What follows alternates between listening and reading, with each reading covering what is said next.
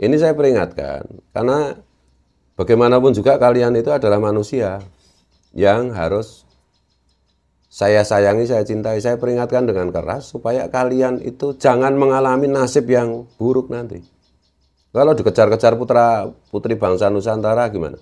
Kalau kalian dikejar-kejar, dibunuh di ini gimana nanti? Bisa terjadi seperti itu, kalian tuh nggak pernah mau menyadari. Assalamualaikum, salam sejahtera untuk kita semua. Om Swastiastu, Namo Buddhaya, Rahayu, Rahayu, Rahayu, Rahayu. Bismillah, alhamdulillah, salatu wassalamu ala rasulillah wa ala alihi wa sahbihi wa mawalah wa la hawla wa la quwwata illa billah. Yang pertama yang harus kita selalu ingat bahwa Habib-Habib Ba'alwi, terutama yang ada di Indonesia, itu sudah terbukti menurut kajian tes hasil tes DNA itu mereka berhaplogrup G, yang artinya mereka itu keturunan Yahudi Ashkenazi, jadi bukan keturunan Nabi. Oleh karena itu apa yang hasil dari tes DNA ini dikonfirmasi oleh penelitian kitab-kitab nasab yang dilakukan oleh Kiai Imad, Kiai Nurhayat dan lain-lain, juga kajian budaya, juga kajian sejarah. Itu semua mengkonfirmasi hal tersebut, dan wabil khusus di Indonesia ini Habib-Habib sejarahnya didatangkan kolonial Belanda, menjajah Belanda sebagai mata-mata, sebagai pegawainya untuk membasmi para pejuang Nusantara.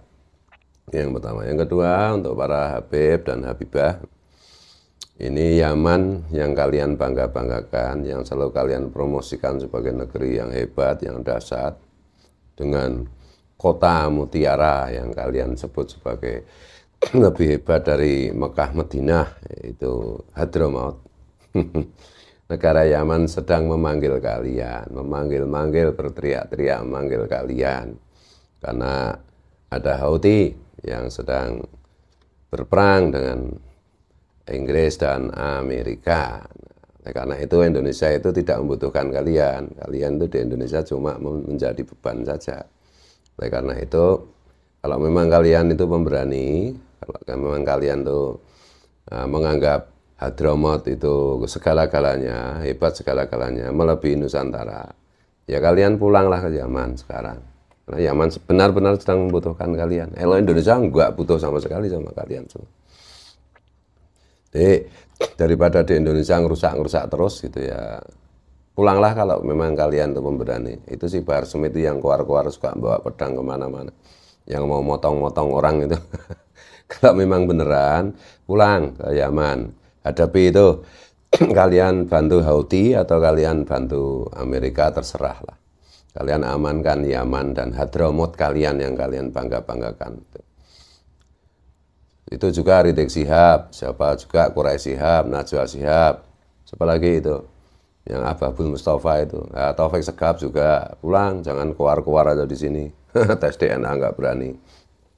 Itulah, Indonesia itu sama sekali nggak butuh kalian, dan kalian itu benar-benar hanya menjadi beban untuk Indonesia. Juga itu si Faisal Assegaf itu yang kemarin ngeprank mau apa itu menjatuhkan Pak Jokowi, itu ngeprank Menko Polhukam Mahfud MD. Ya, pulang aja kalian. Di sini itu kalian nggak ada gunanya, kalian hanya bikin gara-gara. Ya ada sedikit kalian gunanya, ada sedikit jualan minyak wangi, jualan sarung, ya cuma itu aja. Tapi jangan sok berlagak, kata Gus Yahya. Nah di sini kalian tuh nggak punya saham apa-apa di Indonesia, kecuali saham kalian adalah kalian menjadi kapiten-kapiten Arab yang dipekerjakan oleh pemerintah kolonial Belanda untuk menghancur leburkan perjuangan putra-putri Nusantara. Kecuali kalian hanya mengklaim ilmu-ilmu ulama sebelumnya, rotib-rotib ulama sebelumnya, kalian klaim sebagai milik kalian. Jadi nggak ada gunanya bagi Indonesia kalian. Ya ada, tapi sedikit sekali lah. Lebih baik kalian pulang, dan kalian itu hanya bergunakan untuk para budak-budak muhibin kalian yang jumlahnya makin surut itu ya. Atau kalau kalian ternyata memang tidak berani pulang ke Yaman, ya udah, itu alat kelamin kalian tuh potong, semua pakai pakaian perempuan aja. Itu nggak usah keluar-keluar, takbir, takbir. Giliran ada geger, ada perang, kalian terbirit-birit lari, ya lah. Tuh. Dan sepanjang sejarah Indonesia itu kalian nggak terlibat. Ya kan, Sumpah Pemuda kalian tidak terlibat, Kebangkitan Nasional kalian tidak terlibat, proklamasi kalian tidak terlibat. Kalian hanya terlibat dalam pengkhianatan G30 SPKI, yaitu Ketua PKI, DNA Edit itu adalah keluarga kalian. Cuma itu aja, sama yang Barakpah itu yang di Kalimantan itu. Kalian juga mencuri ilmu banyak ulama-ulama sebelumnya, kalian klaim sebagai milik kalian. Kalian juga mencuri kitab Maulid si Atibai, kemudian kalian salah seorang di antara kalian menyulap menjadi Simtu Turor dan diaku-aku itu didikte oleh Rasulullah, ya hoak semua. Kalian mencuri kuburan-kuburan luar Nusantara dan kalian mau coba-coba mencuri, ikuti kita sok berlagak ngurusi politik Nusantara. Apa gunanya? Jadi itu ya, kalau enggak ya udah, enggak usah ini Tarim yang mulia ada lebih dari Medina, Rasulullah ada di Tarim, ya udah dibela itu Tarim itu. Kalau memang kalian tuh bisa memberi berkah, doa kalian itu mustajab, ya udah didoakan itu, balik ke sana doakan. Mustajab apa? Yaman tuh kere, Tarim tuh kere, nggak ada apa-apanya. Itulah. Kalau enggak berani dengan tantangan ini, ya sudah kalian tuh tobat, bubarkan tuh Rabithah Alawiyah, bikin deklarasi kalian itu secara genetik ber-DNA dengan haplogrup G, artinya Yahudi Ashkenazi. Udah gitu aja, selesai. Dan nggak usah berlagak lah, sok berlagak kata Gus Yahya dulu sebelum menjadi ketum itu, sok berlagak.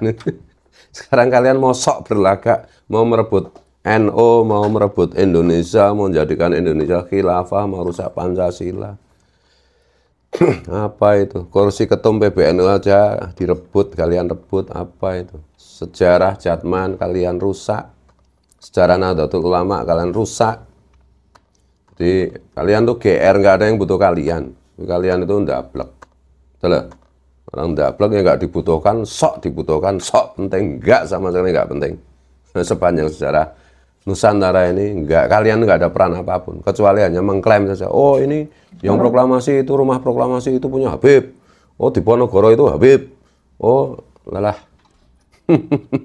Bohong semua, pembohong, pendusta.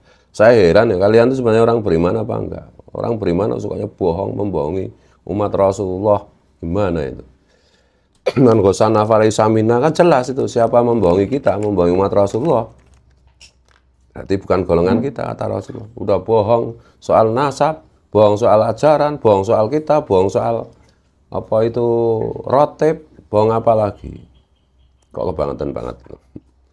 Nah ini sebelum sunatullah terjadi. Pilihannya itu cuma itu. Kalau saran saya itu pulang ke Yaman, nggak usah sok-sokan di sini. Kalau memang pemberani bener, ya tak? Pulang ke Yaman, bela itu negerimu, negeri asal usul nenek moyangmu itu. Atau kalau nggak bertobat ngaku, udah nggak usah ndawir, nggak usah nyuruh Rumel Abbas untuk membantah, nggak usah nyuruh siapa itu si Aventador, si Barbosa, si siapa Ucit, wah menjijikan semua itu, nggak rasional, nggak ilmiah, tukang framing. Dan ada di antara itu yang bukan Habib itu.